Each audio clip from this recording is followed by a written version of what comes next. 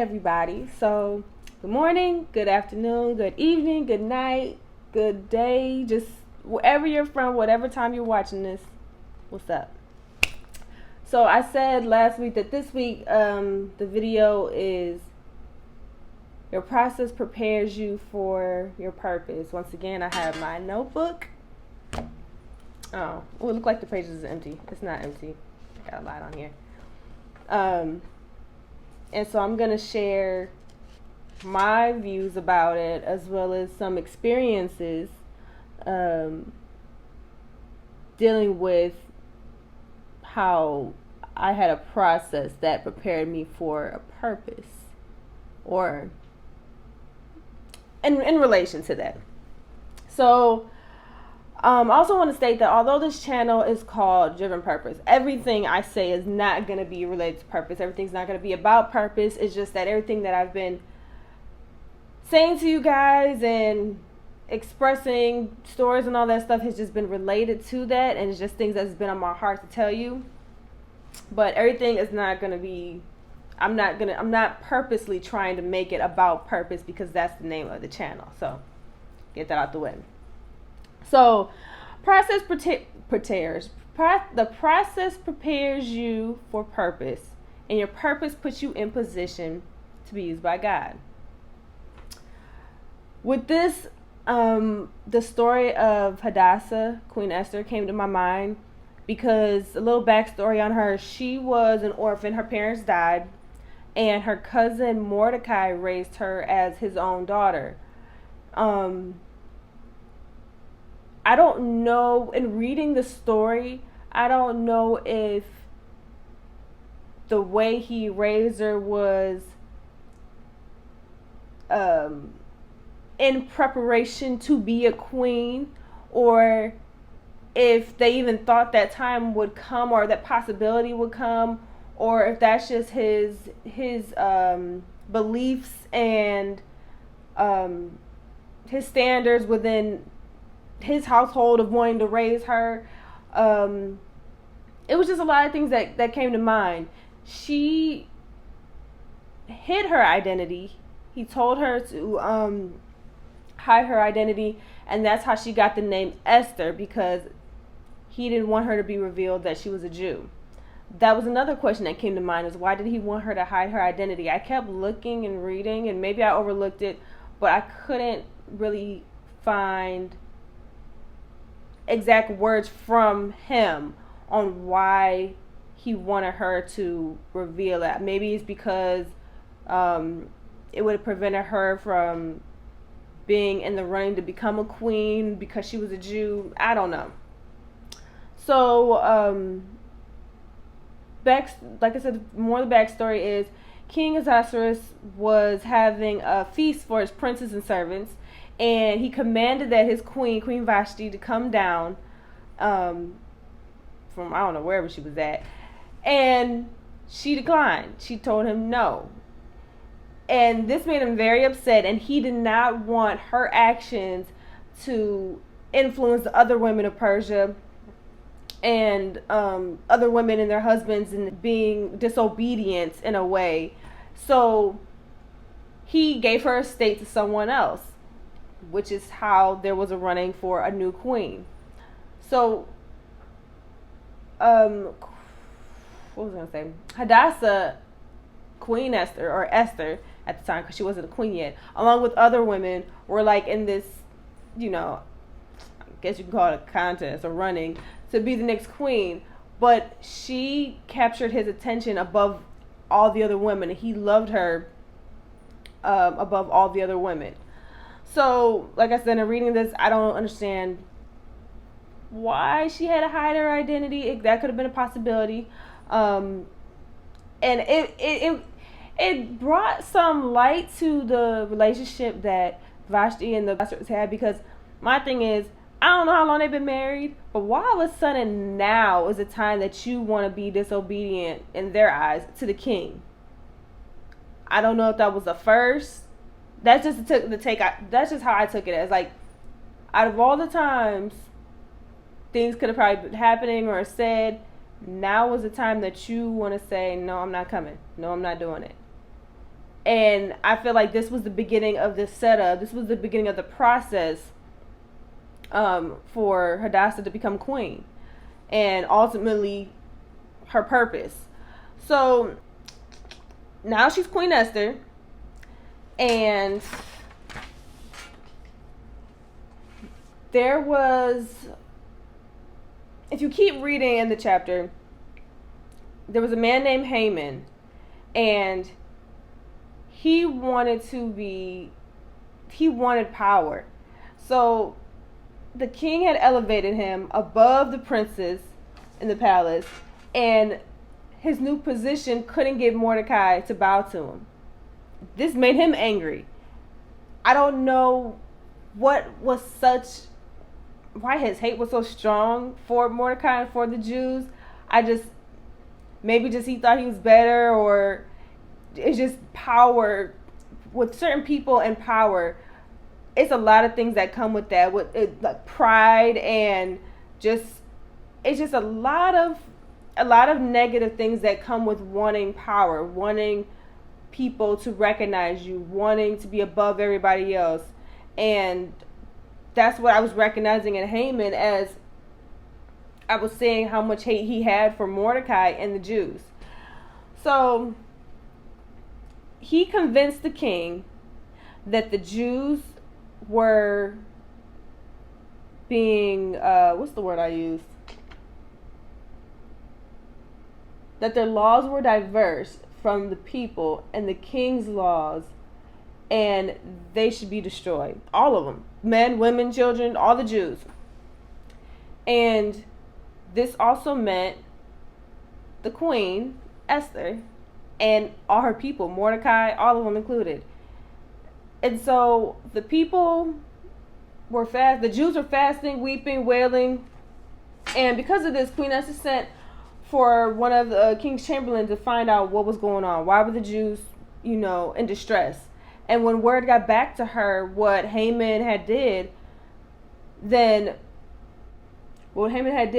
Mordecai sent her a message asking her to go to the king and make a supplication or a plead, to make a request of the people, to save the people. And this is where I say her purpose comes into play, because all these things were lining up. Like, she was an orphan who was raised by her cousin, who brought her up to be a very respectable and beautiful, as they say, she was a very fair woman, and loved above all the other women in the king's eyes, who he was willing and ready to give her half the kingdom. So to me, that shows how much he loved her or cared about her. And it lined up for her to become queen, because Vashti didn't want to be obedient, and then she was already a Jew. The Jews were being targeted to be killed. She was placed in a position of high power, not that high, but high enough that she can go to the king. And because he cared about her, he listened to her. So her response at first wasn't so willing. She wasn't like, okay, I'll go to the king. In those times, yes, she was the queen, but she still had to follow rules and guidelines like everybody else. If you were to go to the king during that time without being called or summoned by the king, you could be put to death. And so she did not want to be put to death. She was like, well, if I go before the king, I could be put to death. It also made me think about how many times do we back away from a situation that God has put us in position for because it doesn't seem to line up with the rules. So you don't apply for a job position because you don't meet the requirements.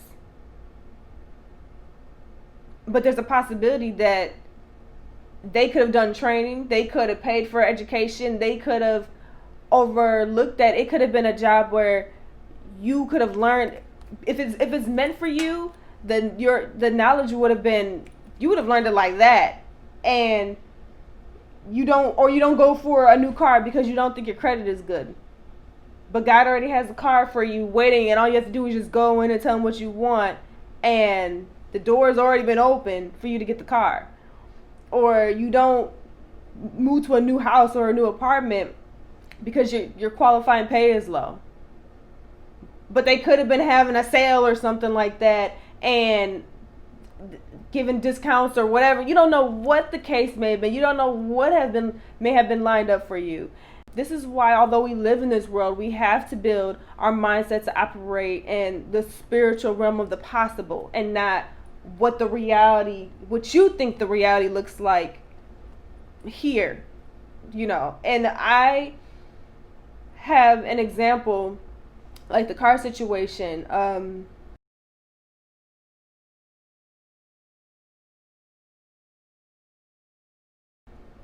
Back in 2017, it was actually before I started my classes to go back to school. At that moment, I didn't have a car. So I had keys to everybody's cars, literally keys to everybody's cars in my family. They're spare keys in case something happened, I was backup. I didn't really need one at that time because my job was literally across the street. So I could just walk to work. And the church that I was attending, my family was attending the same church. So I could just get a ride with them to go to church. And when I had rehearsals for like dance or whatever, some of my friends were also dancers. So they had to pass my house to get to the church. So I had a ride there. So one day I was like, okay, I'm going to have to go see about getting a car because I'm about to start classes in August, and there's no way that I can get from my job to downtown to take these classes and be on time, especially with traffic, because I was going in between work. So I had to go down there, be back.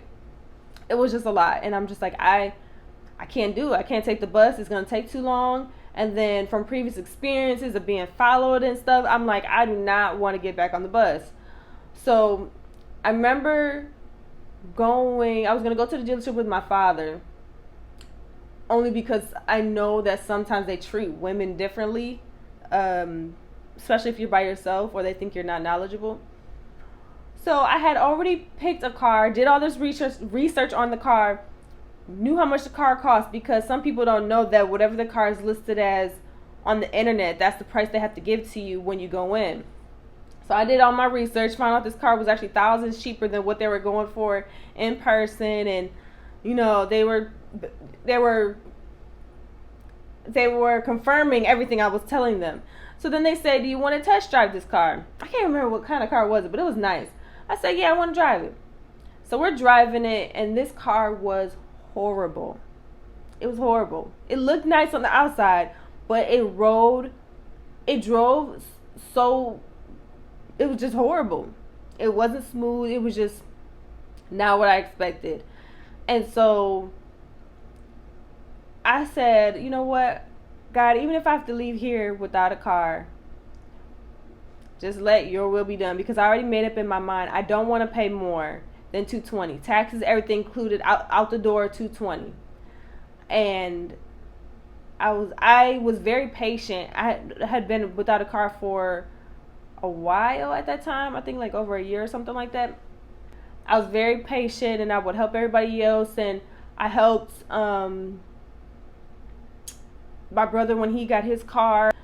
Went with him, and I was very supportive, and every time somebody got a new car or needs something or whatever, I was just very supportive, very helpful. I didn't complain. I was showing God what I am doing, like how I can handle it in the process. Sometimes things come that we don't like, and we throw tantrums and have a pity party and want to fuss and complain, and that is your time to show him you've grown. That is the time to take what he's giving you, what he's having come your way, and showing them how you can overcome it, and showing them that you are changing and evolving. And I was like, well, I'm not going to fuss about it. No, I don't like not having one, but it's not bad. I'm not going to, when my time comes, my time comes.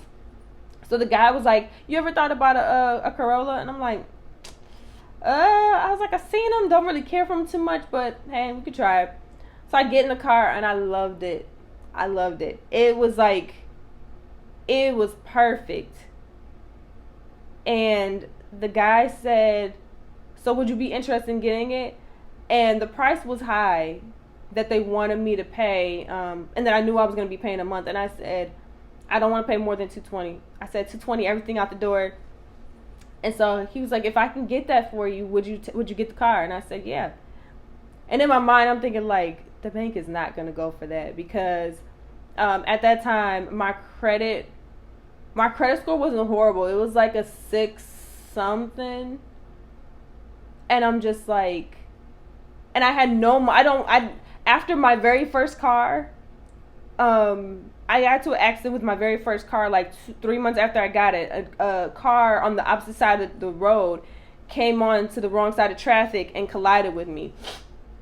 And that was the car I actually saved up and had a down payment for. Ever since then, I stopped doing down payments. I don't know why. I just stopped doing down payments. So I'm just like, I don't have a down payment. My credit is not as high as I know they would want it to be. And there's a good chance he's probably going to come back and tell me that it's going to be higher than $220. But you know what? I'm not going to. That's what it is. And if it's not, then God has something else for me. And I'm sticking to that. He came back and said, I got it, $220 out the door, everything included, taxes, everything, fees, plates, whatever. And I was like, I'll take it. And so I could have looked at the rules and guidelines like, oh, well, they want this much money down in order to get this monthly fee, and this is what I have to have as far as. I could have went by the guidelines and been like, yeah, I know I'm not going to be able to get it. But no, I went in there with faith, because when you can't see it, faith it. Not fake it, faith it. When you can't see it, I went in there and I was like, well, yes, these are the guidelines that they probably going to want for the car, but this is what I'm coming with. I'm going to have faith that if God wants me to have it, if it's going to be mine, if that's a blessing he's going to allow me to have, then I'm going to have faith that he's going to give it to me. And it happened. Fast forward to this year, I came out of work. I think I might have left my car lights on. I honestly think I probably did. And my battery was dead. They jumped it. I made it all the way back home. Battery died. Couldn't even start my car. I had to call off work. Got the car towed, and they said they're going to figure out what was wrong. They emailed me and said it was the battery. My lease, because I usually do a lease because the lease is cheaper than to buy the car. But I was already planning on buying back my own car. So the lease was almost over. It was like 2-3 months before the lease was over. And I'm just like, I don't have money to get this battery right now, because I also wanted to get new tires, and it was some other stuff that came up that I'm like, I wanted to handle first. So the lady said, I had prayed on and everything. The lady said to come in. She had got a deal for me. She wants to present it to me. And I said, okay, don't touch my car. Don't fix my car without telling me what's going on. Because I'm not paying for stuff that you didn't tell me about. Or I don't want you to go ahead and fix my car and then you come and tell me it's X amount of dollars, and we're not doing that. So I go in there and they said, if I buy out my car, they would give me a free battery. I could skip that month's car payment. And because I told them when I buy out my car, I don't want to go higher than what I'm paying right now, that much. I didn't want to be, like, I wanted to be under $330, because I already did my research, and I knew that because I still had money on the car and some other stuff, I think my buyout price, can't remember how much is still left, like 10,000 or something like that still left on it. And I knew I was going to still have, so I was like, okay, I don't want to go higher than 330, and I don't really want to do a battery today. I know I have to in order to get the car drivable, driving, but so they said they'll give me a battery. I can skip that month's car payment, and I was only going to be paying, I was paying $220. It ended up going to $334, honestly, when I left out, because I decided to get the gap insurance. But since I was buying it out, the gap insurance fell off, and I ended up paying $80 more.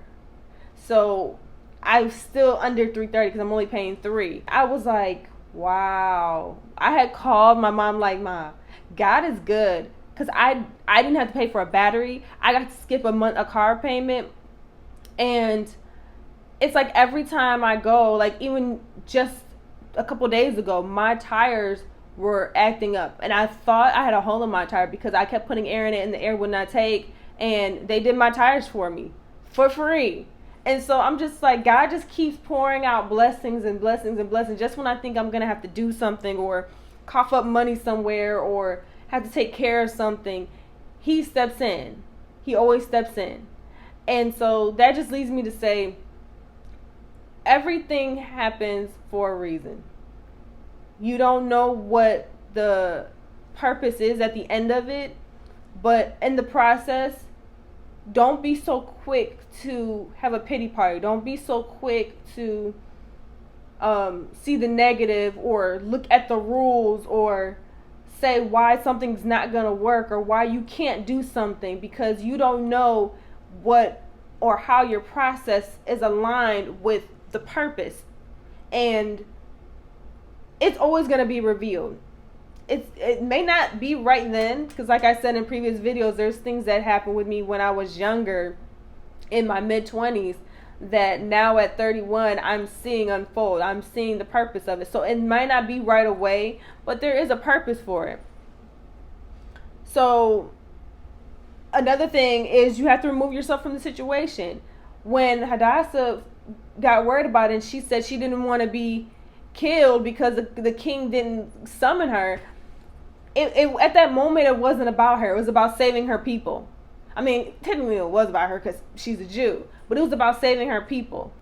The reason why I say we have to remove yourself from the situation is because when we involve too much of ourselves, that's when we find so many excuses and detours and ways to get out of doing something or ways to get around something.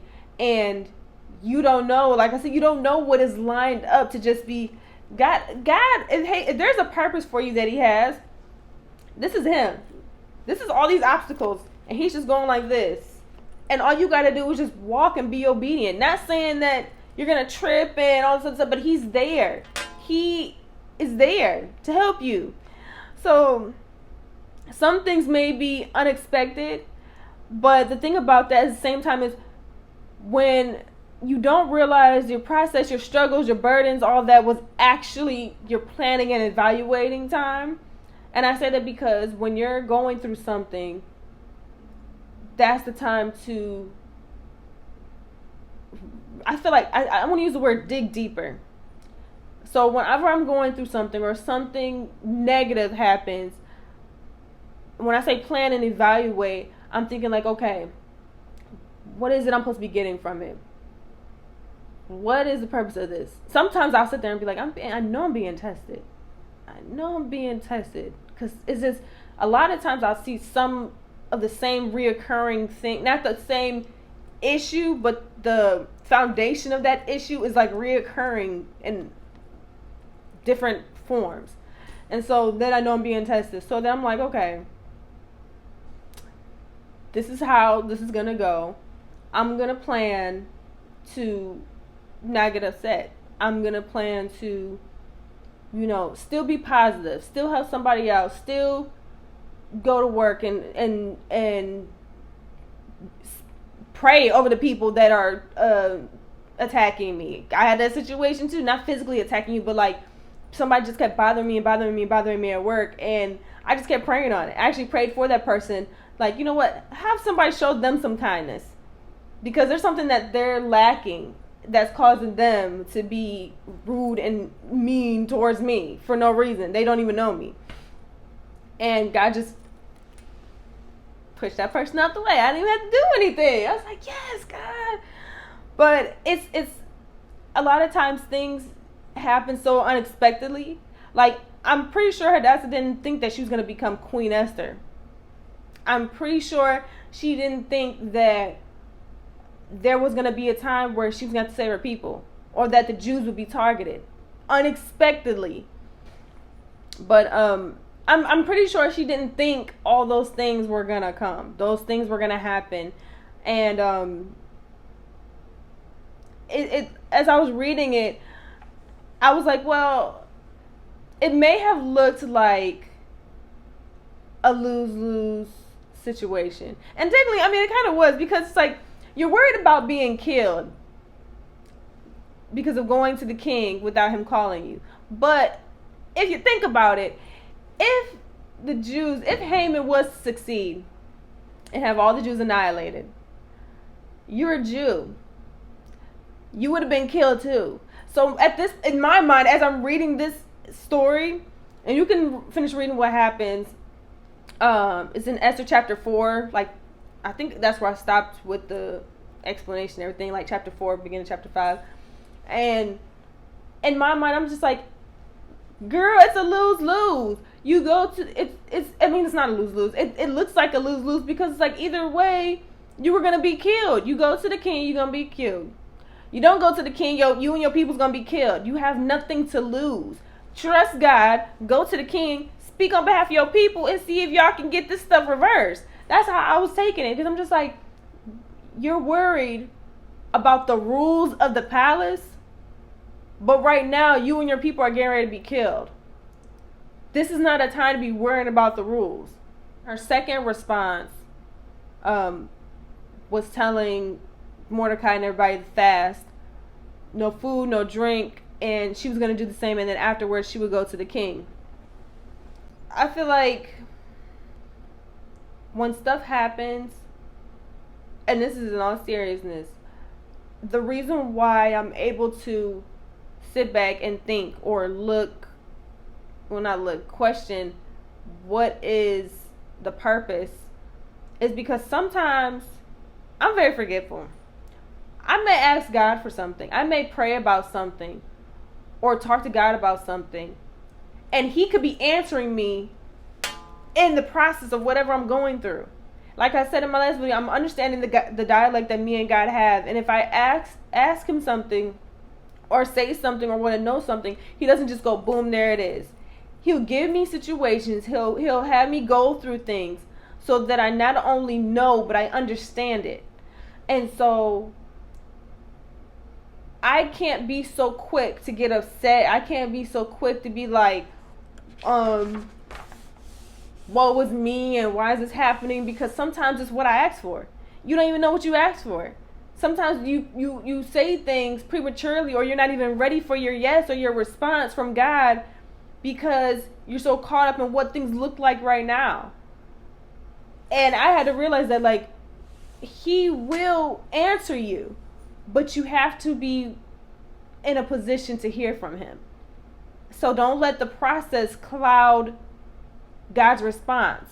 Don't let the process seem like it's so big that you can't hear from God, or you can't see God moving in the midst of it. Because he's still there. He's still moving. He's still helping you. But you don't see all that because all you see is what you're going through now. Your problem is not bigger than your process. And it's definitely not bigger than your purpose. So in doing that, it not only calms me and shifts my emotions, but it helps me reevaluate what's going on. It helps me because whatever it is I needed clarity on becomes revealed. So another person I wrote was even Joseph. His story. His process prepared him for purpose. For real, for real. If y'all don't know the story about Joseph, y'all can read the story about Joseph. It's in Genesis 37. Because his brothers were jealous of him and, hated him, and he was the favorite, and they sold him into slavery. And what I love about, this is one of my favorite stories, what I love about his story is that in the middle of all of that, and I'm pretty sure he had his feelings and emotions and all that, but in the middle of that, he still worked and did his responsibilities as a slave. Because if I was sold into slavery, I'm not going to want, I don't know how it was back then, but I'm not going to want to work.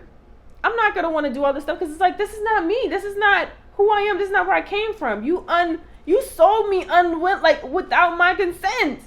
I mean, I guess that's how it goes if you're going to become a slave. It's not like, oh yeah, pick me. But it's like, I would be upset. I would be livid. I don't even know how I would respond. And that's something I would heavily be like, God, why? God, why? What is going on? But one thing that I loved is that he just, whatever his duties were, whatever his role was, he still fulfilled it. He still was obedient to the position that he was in, even though he didn't like it. And God blessed him in the end. And y'all gotta read that story, man. If y'all haven't heard about it, read the whole story.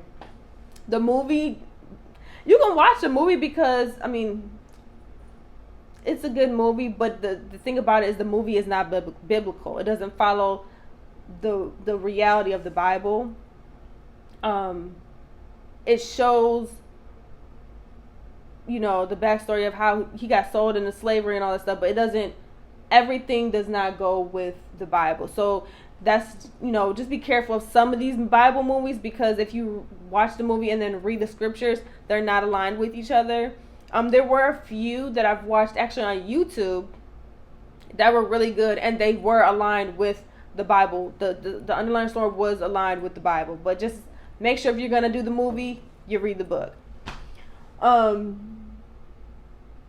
But that's an example of show God how you can handle it. And like I said, I don't think that he did it with a cheerful heart or a smile on his face, but he still did his job and showed God, this is what, if this is it, if this is my life, then I'm gonna do my duties. It's not easy. The process is not easy, but if I can give a little bit of encouragement, allow what God has done for you previously, even currently, because there's still so many blessings that we overlook, like the ability to have our minds and to be in our right minds and think for ourselves and do for ourselves, speak and talk and act for ourselves, because he allows us to. Don't allow the little things to be overlooked, but just remember and reflect on the things that God has done for us, done for you personally. Be enough to know that the process that you're going through is not going to last. The process that you're going through is going to lead to somewhere. It's going to help you. It's going to bring you out. Think of something that you were struggling with or had a hard time with or needed clarity with or clarity on, and God had brought you out in spite of what it felt like and looked like at that time. Even reflect on that so you can know that, oh yeah, I thought that was really bad, and well, I got out of it. God helped me through it. God did this for me. Allow that to be enough to know whatever it is now is not that bad.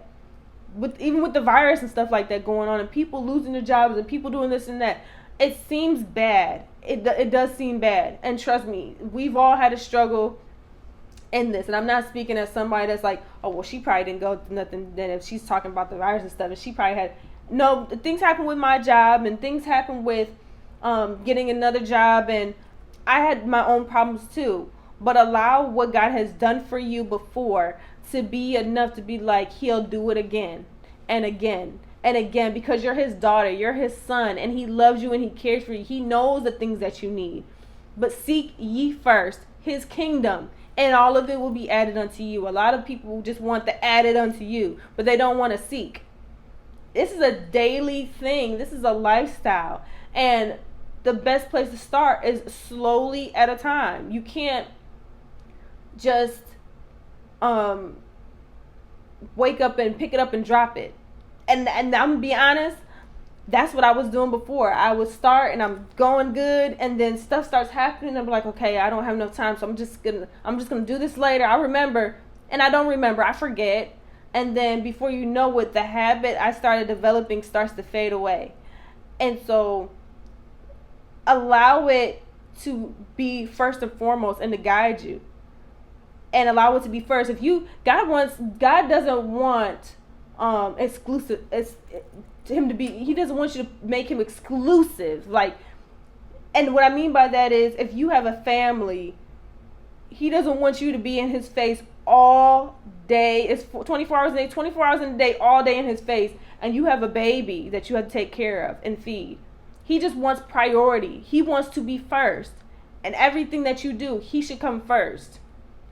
And so just let his promises his resume, um, his past blessings and ways of bringing you out and bring you through, all of that. Just let it sit with you, sit in your heart, that and trust and believe it. Don't just let it sit with you and be like, okay, I know he did it, but now his time, God's ways are not our ways, God's thoughts are not our thoughts. His time is definitely not our time. We cannot rush him, nor are you going to understand or think like God. He knows what he's doing. And when they say he comes on time, you be like, well, on time would have been yesterday because I really needed it. No, on time is on time.